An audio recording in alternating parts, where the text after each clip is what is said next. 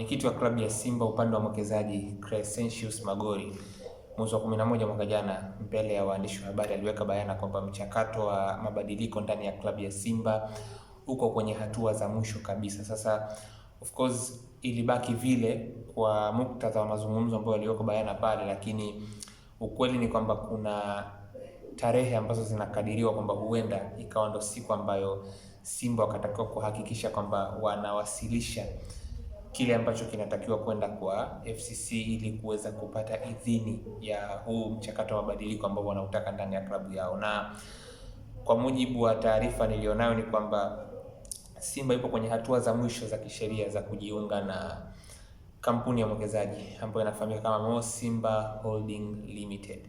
Tarehe 10 mwezi huu wa pili, taarifa zinadai kwamba huenda ndio siku ambayo Simba wakatakiwa kuwasilisha kisheria kabisa muundo wao na mchakato mzima wa transformation yao, namna ambavyo wanapanga kujiendesha na muundo wao wa umiliki utakuwa vipi. Baada ya hapo, FCC wataangalia 51% za wanachama wa Simba jinsi zinavyolindwa, lakini mwekezaji alivyoingiza pesa yake, kisha ndio FCC itoe kibali. Kwa ina maana Simba wakishawasilisha tarehe 10 mwezi huu kwa bwana, kwa mujibu wa taarifa zilizopo ni kwamba Simba ikitokea ndio wamewasilisha mchakato wao wa mabadiliko, FCC watakagua 51% za wanachama jinsi zinavyolindwa, lakini pia wataziangalia 49% kwa maana ya pesa ya mwekezaji jinsi ambavyo inaingia, na hapo ndipo Simba itakuwa inatambulika kama kampuni rasmi na hata mchakato wa uendeshaji wa klabu ya Simba utakuwa mbadilika. Of course kuna watu wakisikia hivyo wanaweza kaona kama labda ni maneno ambayo yamezungumzwa sana, lakini hili ni swala ambalo kiukweli kabisa lina mkanganyiko na lina mlolongo. Lakini as far as kile ambacho kilizungumzwa mwezi wa 11 mwaka jana, makadirio ni kwamba tarehe 10 mwezi huu mchakato utakuwa umekaa sawa au utakuwa unakaribia kukaa sawa mpaka wakati huo. Na hii inamaanisha nini? Hii inamaanisha sasa kwamba kutakuwa kuna uwazi kwenye namna ambavyo Simba itakuwa inaendeshwa. Fedha ambazo mwekezaji Mohamed Dewji alikuwa amebainisha kwamba ameziweka kwa niaba ya Simba, hizo bilioni 20 au kama ni zaidi probably, lakini almuhimu ni kwamba zitaweza sasa kutumika kisheria mwisho wa siku, kwa sababu mwisho wa siku kama mchakato haujakamilika, maana fedha ambazo mwekezaji anaziweka kama 49% yake haziwezi kutumika pia mwisho wa siku. Kwa ina maana mchakato huu ndio unakwenda kuweka bayana kila kitu, lakini FCC watakapokuwa wamepokea ripoti ya Simba, kuna mawili, kuna ama iwe approved au iwe disapproved, ikubaliwa au ikataliwe mathalan. Huu ni upande mmoja tu ambao nimejaribu kutizama kwamba endapo ikikubaliwa, maana yake endapo ikikubaliwa, maana yake uendeshaji tu wa Simba utakuwa umekaa kwenye utaratibu ambao umenyooka zaidi.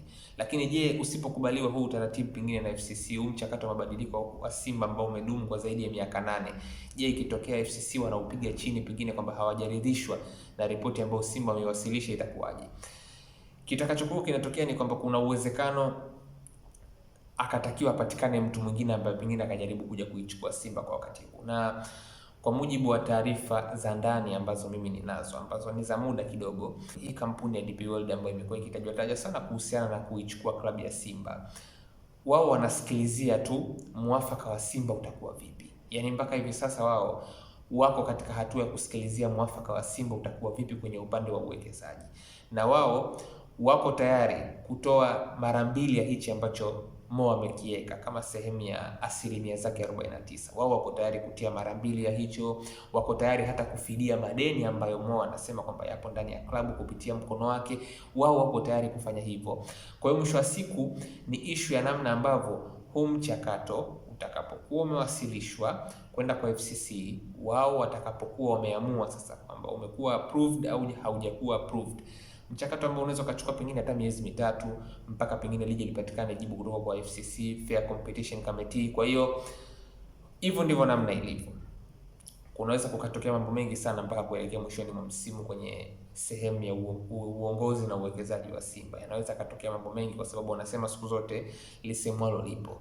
Mambo yapo, yanaendelea, inawezekana hayatangazwi hadharani kwa sababu mara nyingi mambo haya ya kisheria klabu huwa inataka mpaka kuwe kuna muafaka umefikiwa ndio ije itoe kauli yoyote. Lakini kwa sababu kuna taarifa za ndani ambazo kuna muda zinakuwa zitapatikana, basi inabidi tuambiane kile ambacho kinaendelea na uhalisia wa kile ambacho kinaweza kutokea endapo Simba watawasilisha ripoti yao kwenda kwa FCC na majibu ambayo FCC mwisho wa siku watayatoa kuhusu mchakato wa mabadiliko ndani ya Simba.